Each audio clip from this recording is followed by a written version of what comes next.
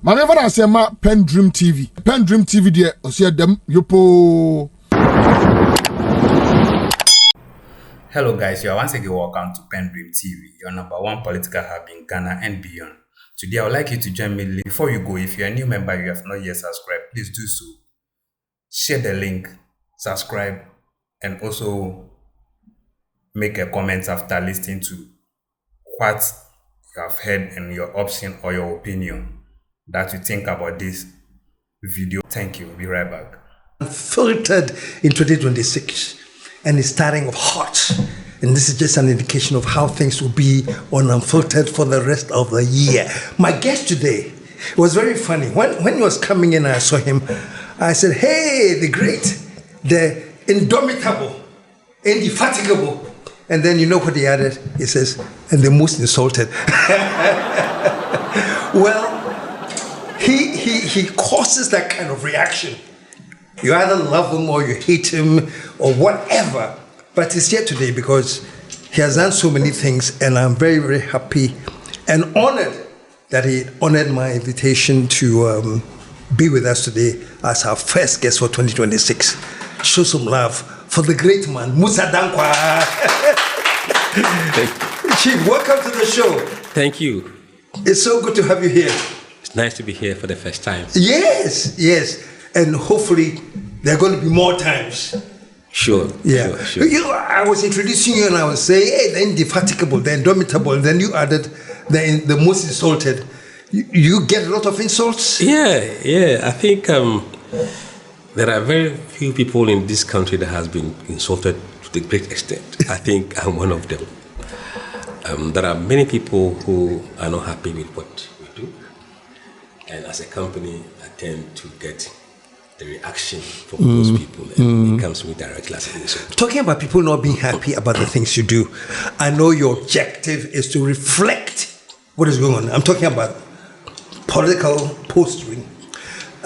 Your objective is to reflect what is there, but your critics say you're not reflecting what is there, you're either influencing what you want to come. Absolutely not. You see, opinion polls are just confirming what people think or people intend to do. What we do is to bring those thoughts outside for you to see what these people are thinking. Indeed, if we influence that, then there were polls that were showing otherwise. How come those polls didn't influence the people? Yeah, I get it. Yeah, so it's just the way they want to use the polls. And for democracy and transparency, I think polls are very important. They open the space, lightens up where there is darkness, and allows people and voters to have open conversation about the issues. And that helps them to frame their decision, frame their mind, be informed, and then take decision that is in their own interest. Great. We'll be talking a lot about that, but right to start off from, I want to go to a very interesting poll that you have going on right now and the kinds of things that are being said. For example, you are projected Bawumia to be the flag bearer for the NPP, right? That is your projection. There's another prophet out there who says, you're joking, because whatever happens, the Lord has told him, you are using science, so he has a personal conversation with God, and God has told him, no matter what Musah Dankwah is saying, don't pay attention to it because Kennedy will win.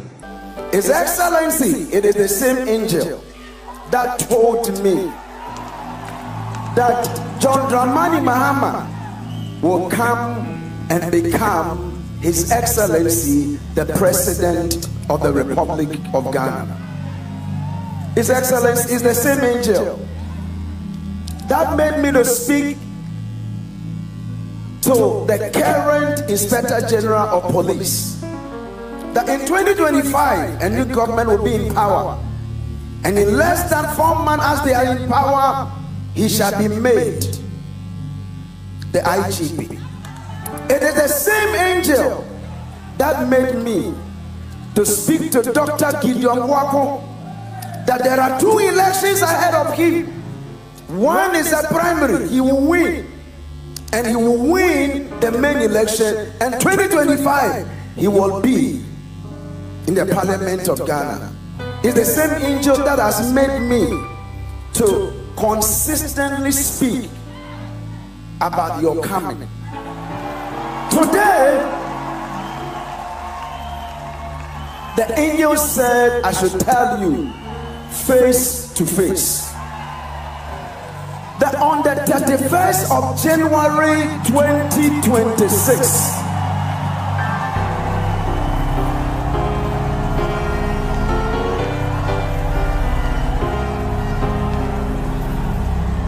the number you picked during balloting that has made this as your symbol after the election, this will be your position. I'll talk about that later, but the interesting thing is this. I've not heard yet Kennedy talking about the fact that Bernard E. Bernard has promised him or prophesied that he'll be president. I haven't heard him brag about that. What he says though is to warn the delegates that, hey, Musah Dankwah says if Bawumia is elected, he will lose against the NDC. So look at that and vote for me. What is your take on all of that? Let me break it. First, let's start with the prophecy versus science. You've heard the prophecy? Yes, I've heard the prophecy. On the 31st of January 2026, it shall be declared that Honorable Kennedy Ohene Ejapong has won. And how categorical he is with the prophecy. I've also heard other prophets saying something different. So to the NPP primaries, the Lord carried me. I saw Dr. Bawumia take it. NPP primaries, I saw Bawumia winning the primaries. From the same God. So I won't stretch on that. But I will say that the same God gave us the wisdom and knowledge to be scientific in what we do. And indeed, when people are sick, very sick, they go to the hospital where science prevails. We know God is omnipotent, he does miracles, but he does miracles within certain. So you're very definite that your polls end of discussion. What if, surprisingly, the polls, they go to the polls for 31st and what's his name, Kennedy emerges? What would that do to you as a person and to polling as a whole? Okay, what we've done so far is to just tell Ghanaians what proportion of MPP delegates say they will vote for Bawumia and what proportion say they will vote for Kennedy. The last poll that we will do will come out on January 23rd. From that point, we will do our own projections with our neck on the line, saying categorically how the race would unfold. If Kennedy is going to win at that point, we will say it. We are not cowards. We will say it. Okay. If the trend has not changed, we'll maintain the same trend. Say, look, this is what we have been told, and nothing has changed. I mean, we are known for being bold. It doesn't matter what people say. And I believe that when changes are happening in election, it doesn't suddenly boom appears. There will be signs in the data till the end. So far, we haven't seen significant shifts in what we've seen in the last 5 months. So your final poll will be on the 23rd? Yes. And that's when you are going to call it and say, yes, we have put our neck on the line. Absolutely, we'll do that. Right now, you're not saying that your neck is on the line? No. Now? Because where we are, Bawumia is 45%, Ken 31%, 9% are undecided, 11% say they won't tell us. So mathematically, there is a path to Kennedy to win mathematically. Statistically, is it possible? That's another argument you can have. And you have about 3 weeks before the polls. People could change their mind within these 3 weeks. So we leave it to the last week. And then when we do the calculation, we can see how much gain somebody is making every day. So if we made the projections, we would have taken into account the vote accumulation in the next 5 days before the polls and adjust that to A or B and see whether if he makes that gain, would that be enough to overcome the hurdle in the race. So we take a lot into account before we do the projections. But for now, it's too far away to do that because the event could unfold and that may mess your projection up. But I mean, 7 days is good enough for us to meet the predictions. I see. You brought some kind of sanity in this whole thing in terms of the fact that the numbers, when you don't just predict, you actually give a ballpark of percentage-wise how much somebody goes to win or lose. And so far, you've been very, very close. You've not been close, you've been spot on. What are you doing different? Statistics, sampling, and taking your heart out of the data and use your head. If you immerse yourself in the data with your head, you tend to defy every temptations to meddle the data. You want to make sure that you are as closest to the people's responses as possible. So your sampling must be very scientific. What number to interview is critical. And that you must do so with confidence level. What confidence level do you want to have with your data? And what margin of error do you want to entertain? We always do the polls at 99% confidence level. Margin of error at most maybe 2%. Now that will tell you how many interviews you need to conduct. And then how and where to deploy the sample is also critical. If you use the EC sample frame, it means that the interviews will be distributed according to the region's size of voters. So you don't disadvantage any region by giving it more than it deserves. And you can skew the sample by giving, let's say, voter region more vote than central region. You're just deceiving yourself. Or giving Ashanti region fewer vote than let's say, Eastern region. So you must strictly adhere to the sample frame. And when you do that, when you go to the field, in Ashanti region, where should you go? Should you handpick the constituencies? Asawasis NDC, let me pick that one. NDC, let me pick that one. And then you NDC is doing what? No. We randomly pick out of the 48 constituencies or 47 constituencies in Ashanti region, randomly. And when you pick that randomly, then the people go to the field and interview the people randomly in the street. No targeting of any group by what they wear, where they sit, how they look, randomly. Just random. Just random. And randomness is the key to everything. If you lack randomness in the selection of the constituencies and the selection of the people, you are doomed to fail.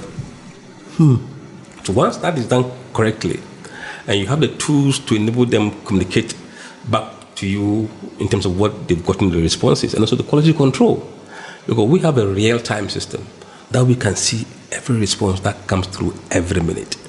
So if something is going wrong, you don't have to wait till they've done it. You can intervene immediately and say, look, something's not right. And we fix it before it goes haywire. So we have systems in place to ensure that we are accurate as possible.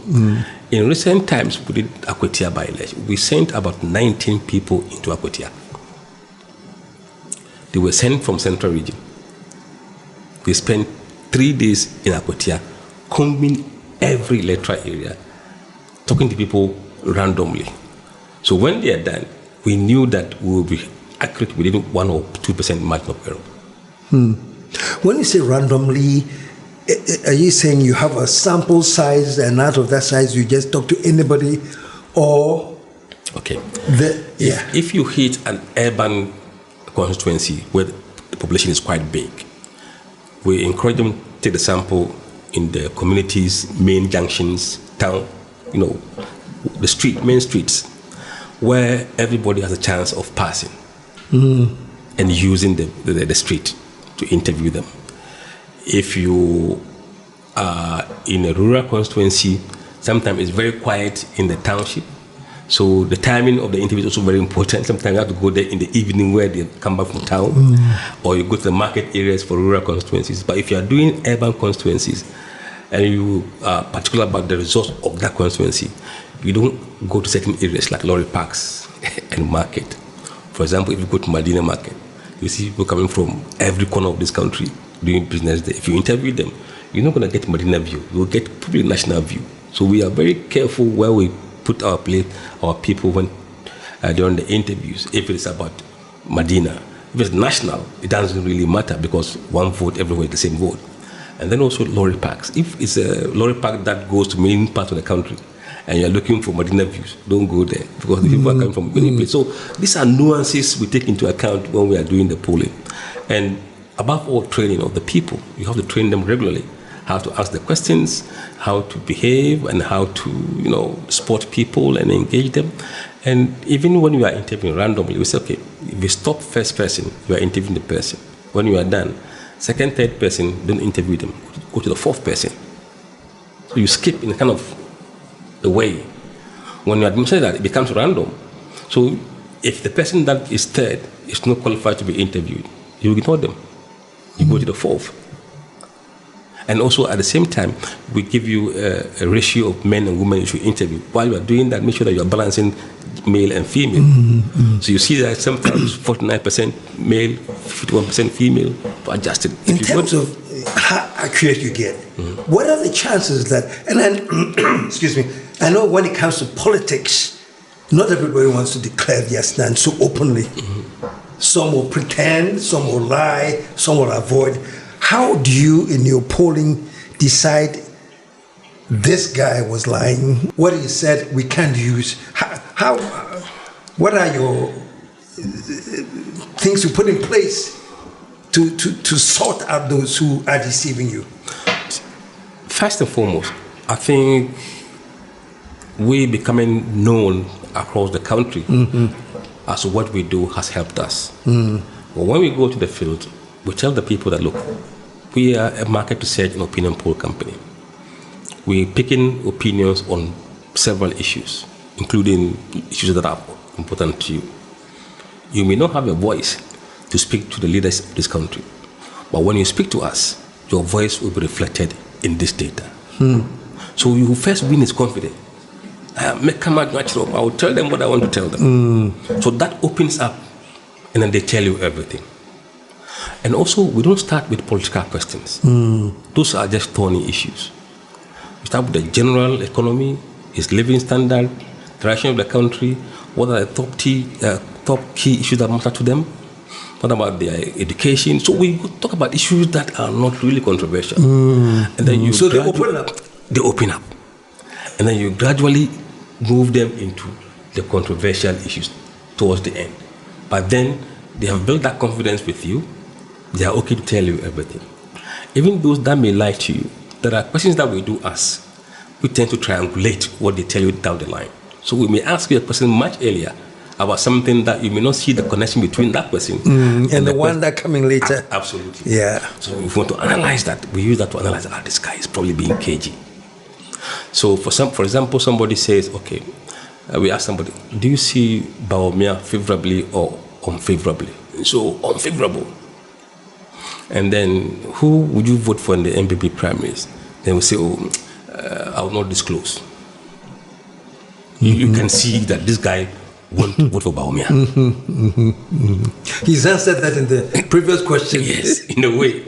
In a way, yeah. In a way. So if you want to analyze how many votes is Bawumia going to get, this person will not be added to his column.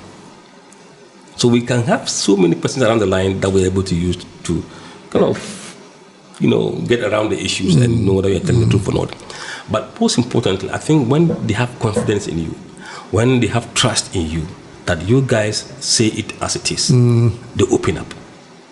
They open up.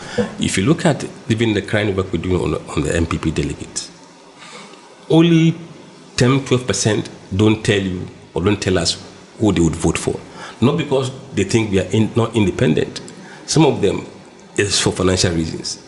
He doesn't know whether you've been hired by Camp A or Camp B. If you admit that it is Camp A, so some of them, for this reason, they would want to hold on until, So we understand that, and we don't push them. If you push people, they will give you answers you want to hear. You don't do that. You allow them freedom to say things to you, or they keep quiet, and we allow them to do that. We don't box them in the corner so they feel like we've caged them. So all these things are things that we've learned on the job, And we've trained our people to be able to do that either on the telephone or face-to-face. So and it's helping us to get accuracy from the work that we do. In terms of your phone polls, what data do you use? Do you go to a registry and ask for MTN holders, or how do you couple the phone based on what decision do you make that I'm going to call this guy on the phone and talk to them? We have 3 main models or mode of polling. We have the general public, which we don't need your number. We just meet you on the street, we engage you, we speak to you. We go to airport residential area, target people in their houses, and we speak to them. And when we speak to them, we say, oh, if you wouldn't mind, we could take your telephone number.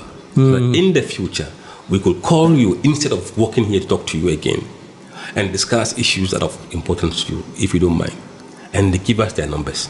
We have thousands of them. So when we want to do telephone poll, we revert those people and then speak to them. We've already known who they are, their party affiliation, their regions. But when we speak to them again, we tend to confirm the information they gave us earlier on. And most often, everything remains the same. Sometimes the political party affiliation changes. Or and then you begin to track the changes that are happening in the electoral process. Then you have the what we call the web-based survey, which we've started to do recently. Studies have shown in America that the social media has become a very critical component of everything. And there are certain people that actually you don't meet them on the street, you can't have their telephone number. So how do you get them? So when you put some of this survey on some platforms, for example, Twitter, X, you tend to get people of certain class, which are critical part of your demography. But in the field, you don't see them. For example, high income earners. Where do you meet them on the street? They are mostly in their car driving away. They will not be in the market or lorry parks. So that chunk of voters may not be part of your sample you capture on a regular basis. If you deploy that sample on social media, certain platforms, you will get them to respond. And you can get them. Their views also matter. In the last election, we had views of all demographics, except the rich guys. And you know what we did? We targeted a number of shopping malls in this country. And we told our officers that target people who alight from certain vehicles. We were trying to see the effect of DDEP on some of these people. So we deployed them at Accra Mall, Achimota Mall, ANC Mall, Marina Mall. They were not in the shopping, the stores. The stores. They were in the car park. They spot your car you drive, you step out, they come to you. They come to you. So by so doing, we were able to target those upper class voters. And we had their views. And their views were not different from those of ordinary people on the street. So we knew that there won't be any surprises in our data. So we go to this kind of length to ensure that we capture everybody's view. And that's how we've been doing this work. And how do they react? How much training have you given these people? Because if I come out of my car and somebody comes to talk to me, that alone is... It's frightening. Yeah, I understand. But look, they don't do that in that kind of intimidating way. Okay. They approach you quietly and greet you. So my name is Musah Dankwah from Global Informatics. We are doing a survey on certain issues. We wonder if you have 5 minutes of time you can spend with us to just share your views. So yeah, once the company is Global Info, they are prepared to speak. Yeah. We don't go and hide our identity. And also we wear our vest, which is marked. So the respect is there, identity is there, and sometimes we see them with tags. And the more they see our brand, the more they want to engage with us. Interesting. Being in doing what you do now, what, for example, data has come out that even you were startled, or you can't declare that publicly? I've seen a lot of data that nothing frightens me anymore. But I think there has been some misconception over the years about the role of maybe religion and ethnicity in our elections. And we're not able to put figures to it. And to what extent does it influence the outcome of elections? And, over the elections, which ones were mostly impacted by religion or ethnicity? And I think this has not been that discussed until Bawumia became a flag bearer in 2024. That was the first time we saw a leading candidate of a major opposition party being a Muslim and also being ordinary. And those issues were really discussed at the time. But now we're able to put some figures on some of these things, and we can see where people, which regions put religion above ethnicity. But largely, ethnicity, I think, drives people's vote than religion. Really? Yes. So let me just use Bawumia as an example. He's Muslim, and would the data suggest that he being a Muslim is not like a key thing for those who are deciding to vote? Like his ethnicity is more regarded more than his religious faith? Let's look at the last election. In the last election, I think about 10% of the people said that religion played a role in their decision. So if we assume that maybe how many people, 12 million people voted, about 1.2 said religion played a role. It's quite significant still. But did it cause the landslide loss? No. It is not the religion that caused the landslide loss. The landslide loss was caused by the party's performance, NPP's performance in the previous administration, and how people felt they were suffering. And look, if things were good for NPP, I don't think the religion would have caused him to lose, because it would have been a very smaller voice among the population, and that couldn't cause the kind of defeat we saw. And also what we are seeing is that this country is younger population. About 75% of the people who vote are below 44 years of age. Normally, religion and ethnicity is much stronger in the older population. Older population being age over about, let's say, 50 and above. 50 and up, okay. They are more conservatives and more, but the modern and younger people, they are more, kind of liberal thinking. And so the religion is not very, very strong. And we've seen the weakening of religion and ethnicity among these younger voters. So going forward, look, those issues about ethnicity and religion will not really play a crucial role. So there's been talk, and people actually have said that what Bawumia suffered from was religion. Being a Muslim, you're saying that's not didn't really count for his loss? It may have accounted for some numbers, but the bulk of the defeat was not because of his religion. No. Absolutely not. Look, if you ask people what were your top 3 issues that you took into account before you voted in the election, it was about the economy, unemployment, education, corruption, road. The last but 1 and 2 items are religion and ethnicity. Less than 3% overall in terms of ranking. But where people have maybe on the economy he's confused, on the job he doesn't know where to go, then he used the religion as an excuse to differentiate.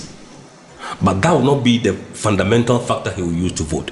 I don't think people really did that in the last election, because there's no way you put your stomach behind religion. When you are hungry, you are hungry. Your religion doesn't matter. If it's going to take a Muslim to give you food, you don't care. You don't care. You just want your food. Your food. Okay, so basically, as it stands now, Bawumia is in the lead and closely followed by Kennedy, or followed by Kennedy. Kennedy, yes. Yeah. What about the rest? Where do they stand? Brian is in there. Brian is in there.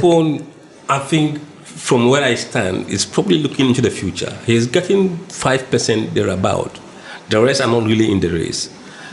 It is a 2-horse race with Brian having the chance to destabilize some of the candidates, because I don't think Bawumia is going to reach the same level he got in 2023 in this election. He will drop some points.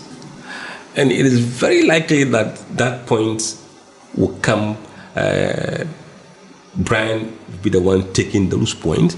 And Brian could also impact Kennedy by siphoning some numbers from him, from what he got last time. So Brian is there to do damage to these two front runners.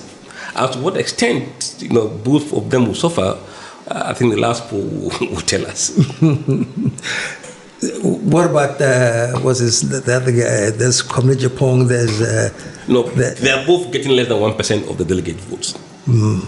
Why do you think they're still in? They are preparing for something, but not the next election. When it comes to contesting for flag bearership, so many factors go into that. Not all of them are doing so to win. They have other reasons, and I may not have that. So they have other reasons. They're not going to win. They want to make a statement, whatever. Okay, Thank you for watching this video. We much appreciate your time and say God bless you for the good work you are doing. Please, if you have really enjoyed this video, please give a thumbs up by subscribing and liking the channel. Do share to other friends to also enjoy what is happening in the political arena. And the way forward, keep watching PENDREAM TV, keep questioning, and subscribe, turn the notification bell on to keep you updated always. Thank you. Dedi kama mamena PENDREAM TV ase. Na so far so good. Say open online portal e wo Ghana. Nipa share, nipa follow, nipa comment here. To my best of knowledge, without any biases, PENDREAM TV.